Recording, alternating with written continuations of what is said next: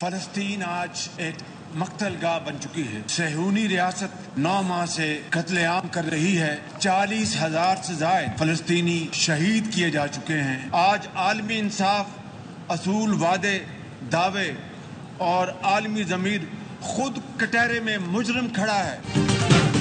Hamas सरबरा Ismail Haniyeh की parliament house समेत मुल्क भर में गायबाना नमाज जनाजा की अदायगी।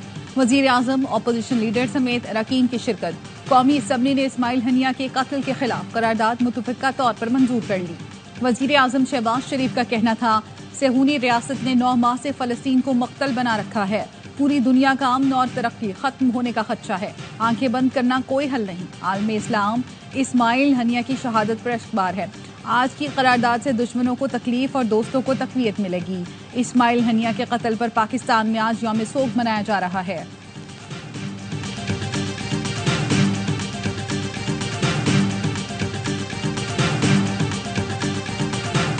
आप अपनों को जोड़ नहीं सकते तो इसराइल के खिलाफ ब्लॉक नहीं बना सकते। अपनों को तोड़ने से कोई ब्लॉक नहीं बनता।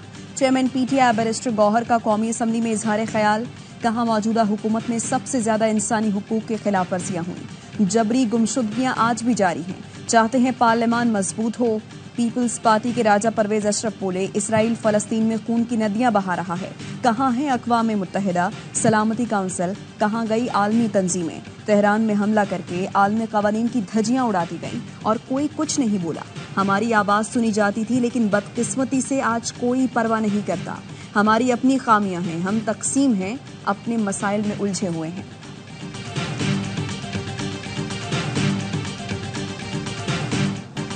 हमास के सरबराह इस्माइल हनिया को आज दोहा में सुपर्द खाक किया जाएगा। अमरीकी अखबार न्यूयॉर्क टाइम्स ने दावा किया कि इस्माइल हनिया की मौत कमरे में नस्ब धमाका खेज मवाद फटने से हुई, जो 2 माह पहले छुपाया गया था। रिमोट कंट्रोल से धमाका इस्माइल हनिया के कमरे में मौजूदगी की तस्दीक पर किया गया। इस्माइल हनिया की शहादत कैसे हुई, ईरान ने ताहाल तफसील जारी नहीं की।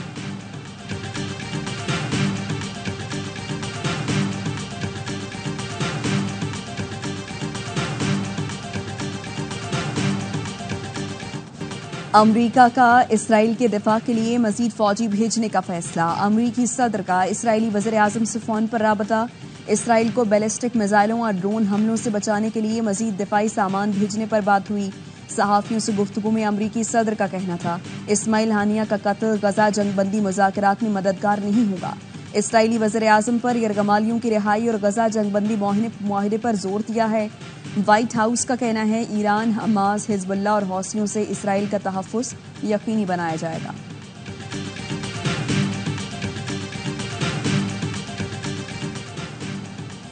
आईपीपीज़ को बहुत मुनाफा मिल चुका, सरमायाकार फ़ायदा उठा चुके। हुकूमत कैपेसिटी पेमेंट के मसाइल पर तेज़ी से काम कर रही है। जल्द फॉर्मूला तय हो जाएगा। वज़ीर आज़म शहबाज शरीफ कहते हैं, चीन को री प्रोफाइलिंग के लिए खत लिख दिया। चीनी सदर को बताया था कि कोयले के इस्तेमाल से हमें 500 अरब की बचत होगी। चीनी सदर ने मंसूबे की तारीफ की। हुकूमत पाकिस्तान कौम के मसाइल से आगाह है, दिन रात काविशें कर रहे हैं। इंशाअल्लाह जल्द अच्छी खबरें मिलेंगी। पावर सेक्टर और एफटीआर को करप्शन से पाक करने में कामयाब हो गए तो कश्ती पार लग जाएगी, अगर नाकाम हुए तो कश्ती डूब जाएगी।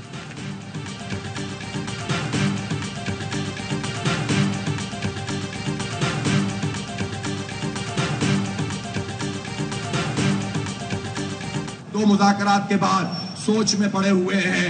हमने भी तहिया किया है, जितना वक्त लेना है ले लो। चंद दिन इंतजार कर रहे हैं, देखते हैं इनका क्या रिस्पॉन्स आता है।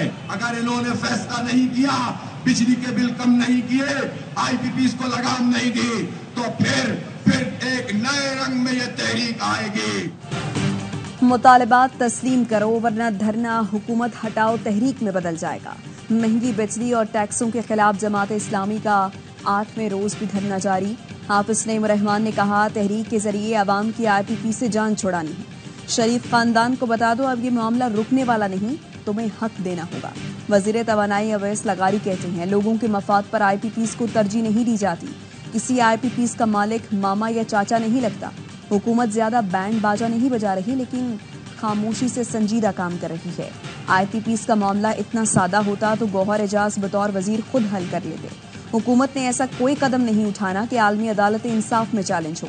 आईपीपी से मुतालिक रिपोर्ट पीटीआई दौर में आई थी। उन लोगों ने कहा रिपोर्ट तसल्ली बख्श नहीं, उसके बावजूद अधूरी रिपोर्ट आलमी सालिसी अदालत भेज दी गई।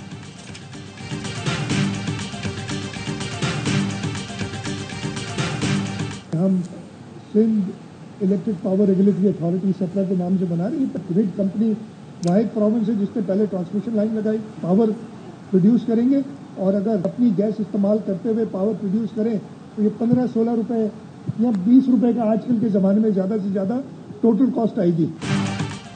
वजीर आला मुराद अली शाह का सिंध में बिजली बनाने और तकसीम करने वाली कंपनी लाने का ऐलान। कहा, Sindh electric power regulatory company बनाई जा रही है। थर के कोयले से बिजली बनाएंगे तो वो 15 से 20 रुपए की पड़ेगी। थर का कोयला पूरे मुल्क की बिजली पूरी कर सकता है। सिंध से मुल्क की 70% से ज्यादा गैस निकलती है। इसके बावजूद सूबे की सनतों को गैस की किल्लत का सामना है। कराची पाकिस्तान की जान है, पाकिस्तान का दिल है। ये सिर्फ एक शहर नहीं, पूरी कौम की लाइफलाइन है। शहर में मसाइल हैं लेकिन हम हार नहीं मानेंगे।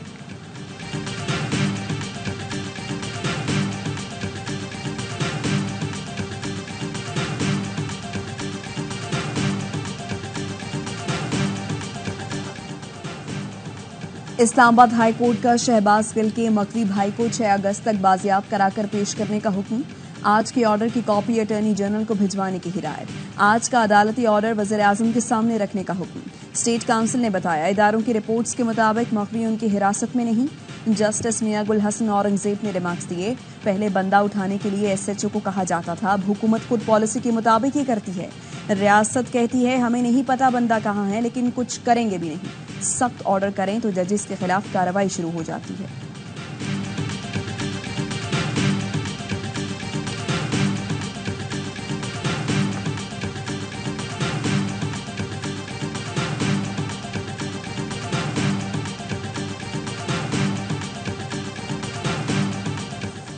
इस्लामाबाद हाईकोर्ट का PTI रहनुमा शिबली फराज का नाम ECL से निकालने का हुक्म।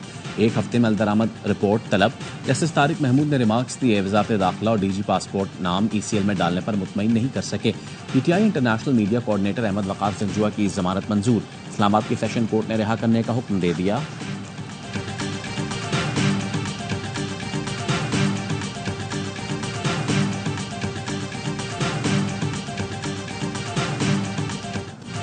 बानी PTI पर तमाम मुकदमात जारी हैं। Chief justice Islamabad high court को बानी PTI का केस सुनना चाहिए। यास्मिन राशिद अली हैं। ऑपोजिशन लीडर उमर अयूब कहते हैं आलिया हमजा को सिंध से झूठे केसेस में शामिल किया जा रहा है। डिजिटल दहशतगर्दी जो है इससे कोई महफूज नहीं है। एक्स को जो है मैं समझती हूँ कि जिस तरफ हम जाना शुरू हुए हैं मेरे केस के जरिए, अगर रूल्स एंड रेगुलेशंस बन जाएंगे तो एक्स के ऊपर भी पाबंदी खत्म हो जाएगी, लेकिन रूल्स रेगुलेशंस के बगैर कोई सोशल मीडिया साइट जो है वो नहीं चल सकती और ना चलनी चाहिए। एक्स दुनिया भर के मुल्कों में शिकायत पर जवाबदेह है, पाकिस्तान में क्यों नहीं? लोगों की जिंदगियां तबाह हो जाती हैं, सब गलत है, ऐसी इजाजत नहीं होनी चाहिए। Chief justice Lahore high court के आज़मा बुखारी की तहरीफ शुदा तस्वीर वायरल करने के केस में रिमार्क्स। सोशल मीडिया से मुतालिक रूल्स एंड रेगुलेशंस तरफ 5 अगस्त को तफसीली रिपोर्ट पेश करने की हिदायत। आज़मा बुखारी ने मीडिया से गुफ्तगू में कहा, क़वाइद और ज़वाबित बन जाएं तो एक्स पर पाबंदी खत्म हो जाएगी। पाकिस्तान में डिजिटल दहशतगर्दी से कोई महफूज नहीं। मुल्क से बाहर बैठकर डिजिटल दहशतगर्दी नहीं चलेगी।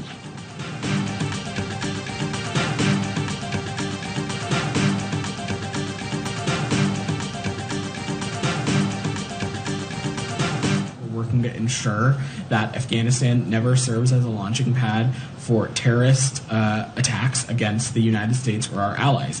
We are cooperating with partners and allies, and including by working with partners to counteract terrorist recruitment efforts. अमरीका ने दाइश को बैनुल-अक़वामी दहशतगर्द नेटवर्क करार दे दिया। नायब तर्जुमान अमरीकी महकमा खारजा वेदांत पटेल की न्यूज़ कॉन्फ्रेंस।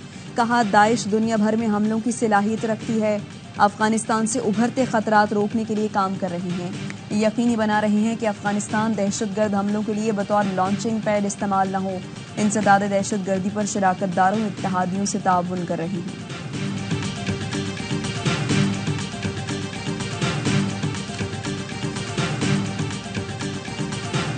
और जनूबी पंजाब में मूसलाधार बारिश, विहाड़ी, रोजहान, लियाकतपुर, खानपुर, चौहानिया में जल थल एक। नशेबी इलाके ज़ेर-ए-आब। हैदराबाद और मटियारी में भी बादल बरस पड़े। कराची में कहीं हल्की कहीं तेज बारिश। महकमा मौसमियात के मुल्क भर में शदीद मानसून बारिशों की पेशगोई। नदी नालों में तुग़यानी, लैंडस्लाइडिंग का खदशा। शदीद बारिशों और सैलाब से चित्राल की यारखून वैली का मस्तूर से राब्ता मुनक़ता। अरसून कालाश में भी नुकसानात। घर, दुकानें, फसलें बह गईं। फ्रंटियर को नॉर्थ की इमदादी कार्रवाइयाँ जारी। अवाम के महफूज मुकामात पर मुंतकली।